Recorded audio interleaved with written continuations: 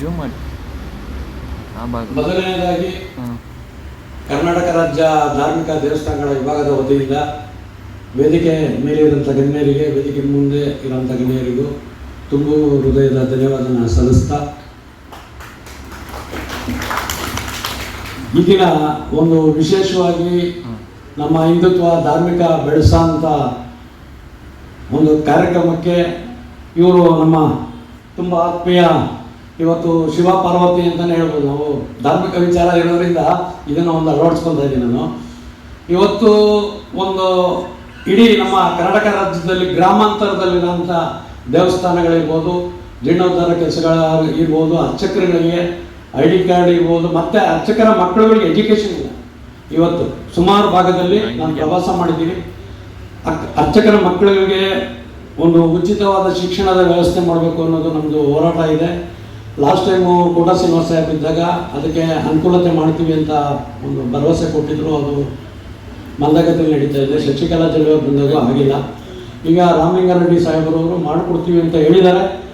ಅದು ನಮ್ಮ ಪ್ರಯತ್ನ ಪಡ್ತಾ ಇದ್ದೀವಿ. ಇನ್ನೂ ಹೆಚ್ಚಿನ ರೀತಿ ಈಗ ಒಂದು ಕಾರ್ಯಕ್ರಮ ಮಾಡಬೇಕಾದ್ರೆ ಅದು ಹಿಂದೆ ಎಷ್ಟು ಶ್ರಮ ಇದೆ ಅನ್ನೋದು ಇಬ್ಬರೇ ನಿಂತ್ಕೊಂಡು ಇಷ್ಟು ಮಟ್ಟಕ್ಕೆ ಗಣ್ಯಾತ ವ್ಯಕ್ತಿಗಳನ್ನೆಲ್ಲ ಹೋಗಿ ಅವ್ರನ್ನ ಇನ್ವೈಟ್ ಮಾಡಿಕೊಂಡು ಮತ್ತೆ ಈ ಒಂದು ಕಾರ್ಯಕ್ರಮ ಮಾಡಬೇಕಾದ್ರೆ ಇವತ್ತಿನ ದಿನಗಳಲ್ಲಿ ತುಂಬ ಕಷ್ಟ ಇದೆ. ಇದಕ್ಕೆ ಪೂರ್ಣ ಸಹಕಾರ ನಾವು ಕೊಡಬೇಕು, ಹೆಚ್ಚಿನ ರೀತಿ ಪೂರ್ಣ ಸಹಕಾರ ಕೊಡಬೇಕು.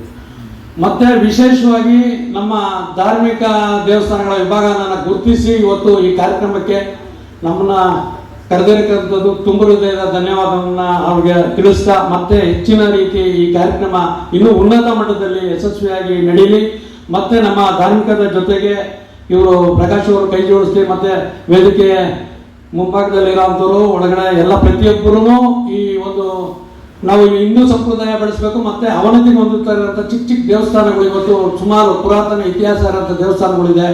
ಇದನ್ನೆಲ್ಲ ಗುರುತಿಸಿ ಅದಕ್ಕೆ ಒಂದು ಜೀರ್ಣೋದ್ಧಾರ ಕೆಲಸ ಮಾಡೋದು. ಈಗ ಧಾರ್ಮಿಕ ದತ್ತಿ ಮಾಡದೇ ಇರೋ ಕೆಲಸಗಳನ್ನ ನಾವು ಆಲ್ರೆಡಿ 18 ವರ್ಷದಿಂದ ಸುಮಾರು ಕೆಲಸಗಳನ್ನ ಮಾಡ್ಕೊಂಡು ಬಂದಿದ್ದೀನಿ.